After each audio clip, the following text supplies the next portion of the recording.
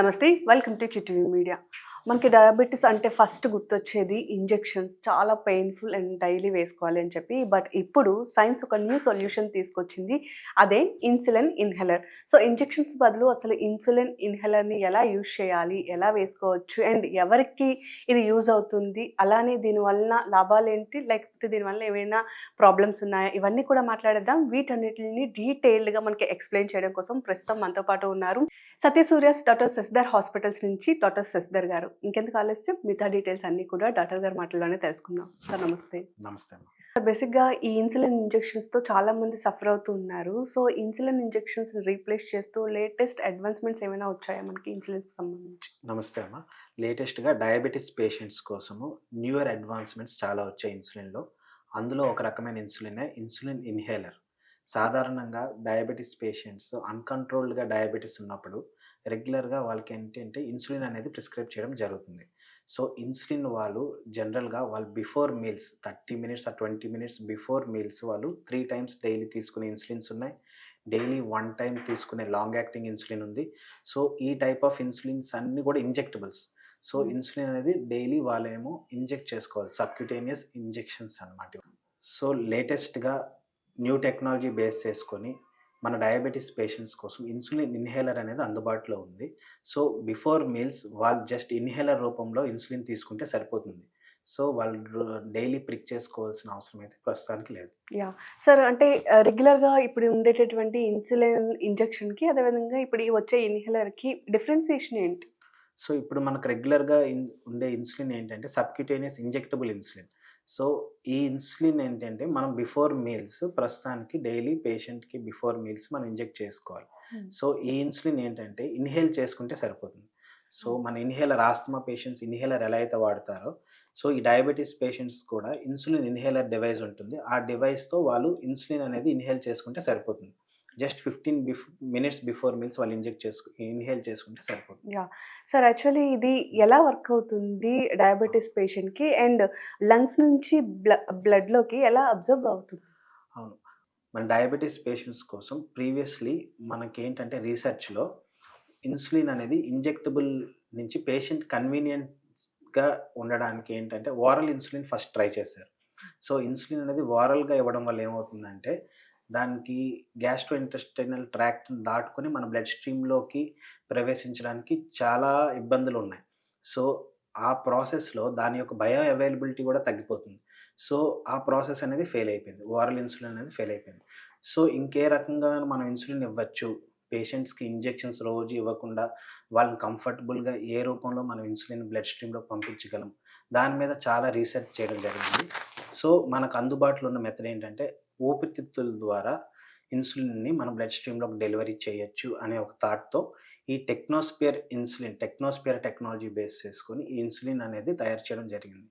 So, ఆ insulin అనేది ఏంటంటే మనకి పౌడర్ ఫార్మ్‌లో ఉంటుంది. సో, పౌడర్ ఫార్మ్‌లో ఉంటుంది. పౌడర్ ఫార్మ్‌లో మనం ఇన్హేలర్ రూపంలో దాన్ని తీసుకుంటే, సో, లంగ్స్‌లో మనకి ఇన్సులిన్ అబ్జార్ప్షన్‌కి వాస్ట్ సర్ఫేస్ ఏరియా ఉంటుంది. సో, ఆ పౌడర్ ఫార్మ్ అనేది మన యాల్వియోలై దగ్గరికి చేరుకొని, సో, తద్వారా అక్కడి నుంచి బ్లడ్ స్ట్రీమ్‌లోకి చాలా ఫాస్ట్‌గా అండ్ ర్యాపిడ్‌గా అబ్జార్బ్ అవుతుంది. సో, ఈ అల్ట్రా ఫాస్ట్ యాక్టింగ్ ఇన్సులిన్ అనేది మన బ్లడ్ స్ట్రీమ్‌లోకి చేరుకొని, మనం ఏదైతే పోస్ట్ ప్రాండియల్ హైపర్‌గ్లైసీమియా ఏదైతే ఉందో దాన్ని ఇమ్మీడియేట్‌గా మనకు కంట్రోల్ చేస్తుంది. సో, ఇన్హేలర్ ఇన్సులిన్స్‌ని పర్ డే ఎన్ని సార్లు యూజ్ చేయొచ్చు? అండ్ బిఫోర్ మీల్సా? లేదా ఆఫ్టర్ మీల్సా? ఓకే. జనరల్‌గా అయితే ఇట్ డిపెండ్స్ ఆన్ పేషెంట్స్ అన్నమాట. హ్మ్. కొంతమంది పేషెంట్స్‌కి మనం 3 టైమ్స్ బిఫోర్ మీల్స్ అడ్వైస్ చేస్తాం. కొంతమంది పేషెంట్స్‌కి మనం 2 టైమ్స్ బిఫోర్ మీల్స్ అడ్వైస్ చేస్తాం. It totally depends on the patient condition బట్టి మనకి దాని డోసేజ్ అనేది రిక్వైర్మెంట్ ఉంటుంది. యాహ్! సార్ ఇప్పటికే చాలామంది ఇన్సులిన్ ఇంజెక్షన్స్‌ని యూజ్ చేస్తా ఉంటారు. సో, అట్లాంటి వాళ్ళు ఈ ఇన్సులిన్ ఇన్హేలర్‌కి షిఫ్ట్ అవ్వచ్చా? మోస్ట్‌లీ మనకి పోస్ట్ ప్రాండియల్ హైపర్‌గ్లైసీమియాతో ఎవరు సఫర్ అవుతున్నారో, మోస్ట్‌లీ వాళ్ళు డైలీ 2 టైమ్స్ గానీ, 3 టైమ్స్ గానీ కొంతమందికి ఇన్సులిన్ ప్రిస్క్రైబ్ చేయడం జరుగుతుంది. సో, దాన్ని రిప్లేస్ చేయొచ్చు మనం ఇన్హేలర్ ఇన్సులిన్ ద్వారా. యాహ్! సార్ బేసిక్‌గా చూస్తే మనకి డయాబెటిస్‌లో 2 టైప్స్ ఉంటుంది. సో, ఇన్సులిన్ ఇన్హేలర్ ఎవరికి ఎక్కువ యూజ్ అవుతుంది? టైప్ 1 ఆర్ టైప్ 2 డయాబెటిస్? బోత్ టైప్స్ ఆఫ్ డయాబెటిస్‌లో గూడా ఇన్సులిన్ ఇన్హేలర్ అనేది వాడడం వాడడం జరుగుతుంది. సో, ఎవరికైతే ఓరల్ టాబ్లెట్స్ వల్ల ఎవరికైతే షుగర్ అన్‌కంట్రోల్డ్‌గా ఉంటుందో, వాళ్ళకి ఇన్సులిన్ ఇంజెక్టబుల్ రూపంలో ఎవరైతే చాలా అన్‌కంఫర్టబుల్‌గా ఫీల్ అవుతారో, ఆ పేషెంట్స్‌కి మనం ఈ ఇన్‌హేలర్ ఇన్సులిన్ అనే ఆప్షన్‌ని ప్రొవైడ్ చేయడం జరుగుతుంది. అదమ్మా. యాహ్! సో, చాలా వరకు ఈ స్మోకింగ్ గాని, లేదా ఆస్మా గాని ఉన్న పేషెంట్స్ ఉంటారు. సో, అట్లాంటి వారికి ఈ ఇన్సులిన్ ఇన్హేలర్ సూట్ అవుతుందా సార్? ప్రస్తుతానికి ఎవరైతే స్మోకర్స్ ఎవరైతే ఉన్నారో, ఊపిరితిత్తుల ప్రాబ్లమ్‌లు సీఓపీడీ గాని, బ్రాంకియల్ ఆస్తమా ప్రాబ్లమ్స్ గాని, ఊపిరితిత్తుల క్యాన్సర్‌లు అటువంటి ప్రాబ్లమ్‌లు ఎవరికైనా ఉంటే వాళ్ళు ఈ ఇన్సులిన్ యూజ్ చేయకూడదు. సార్ డయాబెటిస్ పేషెంట్స్‌లో మనకి చాలా డిఫరెంట్ ఏజ్ గ్రూప్స్ వాళ్ళుంటారు. చిల్డ్రన్ ఉంటారు. అలాగే ఎల్డర్ పీపుల్ ఉంటారు. సో, ఈ చిల్డ్రన్స్ గాని, ఎల్డర్స్ గాని ఇన్హేలర్‌ని యూజ్ చేయొచ్చా? యాస్ ఆఫ్ నౌ మనకి ఈ ఇన్సులిన్ ఇన్హేలర్ అనేది ఓన్లీ అడల్ట్ పేషెంట్స్‌లో మాత్రమే దీని యొక్క యూసేజ్ అనేది చేయడం జరుగుతుంది యాస్ హ్మ్. Of now. దానికి పర్మిషన్స్ కూడా మనకు ఓన్లీ అడల్ట్ పేషెంట్స్‌లో అబోవ్ 18 ఇయర్స్ దాటిన పేషెంట్స్‌కి మాత్రమే ఈ ఇన్హేలర్ ఇన్సులిన్ అనేది మనం ఇవ్వడం జరుగుతుంది. ఇంకా చిన్న పిల్లల్లో గూడా ఈ ఇన్సులిన్ అనేది మనకి స్టడీస్‌లో రీసెర్చ్ చేయడం జరుగుతుంది. యాహ్! సో, డాక్టర్ గారు బేసిక్‌గా ఒక కొత్త మెడిసిన్ యూజ్ చేస్తున్నాము అంటే చాలా డౌట్స్ ఉంటాయి, అవును. మైత్స్ ఉంటాయి. సో, ఈ ఇన్సులిన్ ఇన్హేలర్ వలన సైడ్ ఎఫెక్ట్స్ ఏమైనా ఉంటాయా? ప్రస్తుతానికైతే వెరీ లీస్ట్ సైడ్ ఎఫెక్ట్స్ ఉన్నాయమ్మా ఈ ఇన్సులిన్ ఇన్హేలర్ వల్ల. మోస్ట్ కామన్ సైడ్ ఎఫెక్ట్ ఒకటి జస్ట్ కఫ్ అనేది మోస్ట్ కామన్ సైడ్ ఎఫెక్ట్. దగ్గు కొంతమందిలో వచ్చే అవకాశం ఉంది. లాంగ్ టర్మ్ సైడ్ ఎఫెక్ట్స్ అలాంటివి ఏమైనా ఉన్నాయో ఇంకా రీసెర్చ్ చేయడం జరుగుతుంది. యాహ్! సార్ ఇప్పటివరకు మనకి అందరికి అంటే డయాబెటిస్ పేషెంట్స్ అందరికీ తెలిసింది ఇన్సులిన్ ఇంజెక్షన్ మాత్రమే.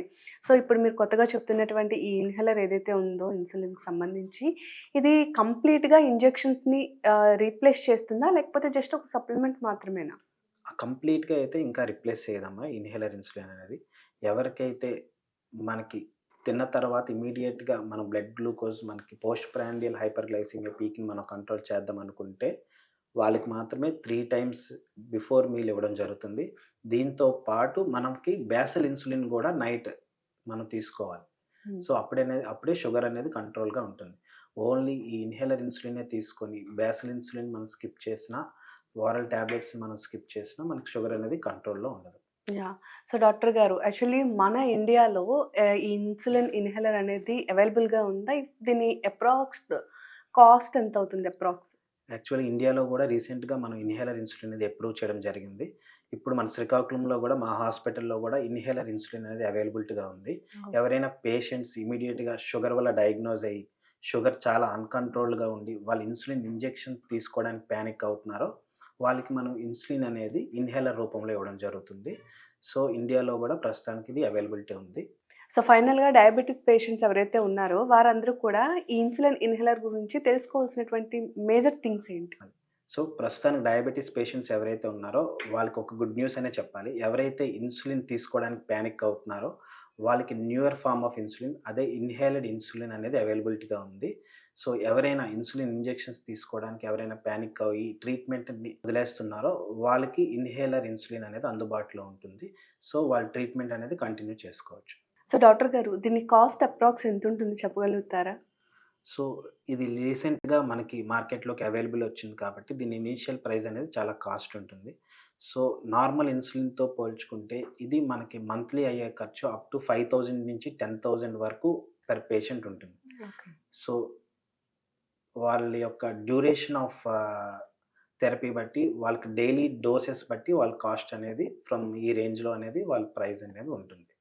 So, okay. ఒకసారి ఇంజెక్షన్ ఏదైతే ఇన్సులిన్ ఇన్హేలర్ ఉందో దాన్ని యూజ్ చేసిన తర్వాత అంటే మనకి ఇఫ్ షుగర్ లెవెల్స్ కంట్రోల్ అయ్యి తగ్గితే మళ్ళీ దాని డోసెస్ కూడా మనం తగ్గించుకోవచ్చా?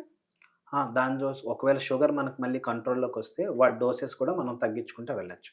యాహ్! సో, వాళ్ళ డైలీ రిక్వైర్‌మెంట్ బట్టి వాళ్ళకి కాస్ట్ అనేది దాని మీద డిపెండ్ అయ్యి ఉంటుంది. మోస్ట్‌లీ అప్రాక్సిమేట్‌లీ అప్ టు రూ. 10,000 వరకు మంత్లీ వాళ్ళకి ఈ ఇన్‌హేలర్ ఇన్సులిన్ అనేది అవుతుంది. Yeah! Right sir. Thank you so much. So, చూస్తున్నారు కదా! ఎవరైతే ఇంజెక్షన్స్ అంటే భయపడతారో లేదా డయాబెటిస్ ఎక్కువ ఉంటుందో కంట్రోల్ అవ్వకుండా అట్లాంటి వాళ్ళందరూ కూడా ఇంజెక్షన్స్ నుంచి డయాబెటిస్ సంబంధించి ఈ ఇన్హేలర్‌కి షిఫ్ట్ అవ్వచ్చు అంటున్నారు. అయితే ఫస్ట్ టైమ్ ఎవరు యూజ్ చేస్తారో ఖచ్చితంగా డాక్టర్ దగ్గరికి వెళ్ళి ఆయన సజెస్ట్ చేసిన తర్వాత ఆ యూసేజ్ కూడా కంప్లీట్‌గా చెప్పిన తర్వాత మాత్రమే దీన్ని యూజ్ చేయండి. కంప్లీట్ సేఫ్ అని కూడా చెప్తున్నారు ఇప్పటి వరకు. సో, ఎవరైనా సరే దగ్గరలో ఉన్న హాస్పిటల్‌కి వెళ్ళొచ్చు. అండ్ శశిధర్ హాస్పిటల్స్కి వెళ్ళాలి అనుకునే వాళ్ళకి నేను స్క్రీన్ కింద నెంబర్ కూడా ఇస్తాను. సో ఎవరైతే వెళ్ళాలి అనుకుంటున్నారో వాళ్ళందరూ కూడా హ్యాపీగా వెళ్ళి డాక్టర్ గారిని కన్సల్ట్ చేసిన తర్వాత మీ డౌట్స్ ఏమైతే ఉన్నాయో అవన్నీ ఎక్స్ప్లెయిన్ చేసిన తర్వాత హ్యాపీగా మీ ఇంజెక్షన్స్ని రీప్లేస్ చేస్తూ ఇన్హేలర్ని యూజ్ చేయొచ్చు. బట్ ఓవరాల్గా డయాబెటీస్ పేషెంట్స్కి మాత్రం ఇది గుడ్ న్యూస్ అని చెప్పుకోవచ్చు. మరి మీరేమంటారు? మీ ఒపీనియన్స్ని లేదా మీ డౌట్స్ని కూడా కింద కామెంట్లో పోస్ట్ చేయండి. అండ్ వాటికి కూడా మోస్ట్లీ ఆన్సర్ చేయడానికి ట్రై చేస్తాం. Thank you.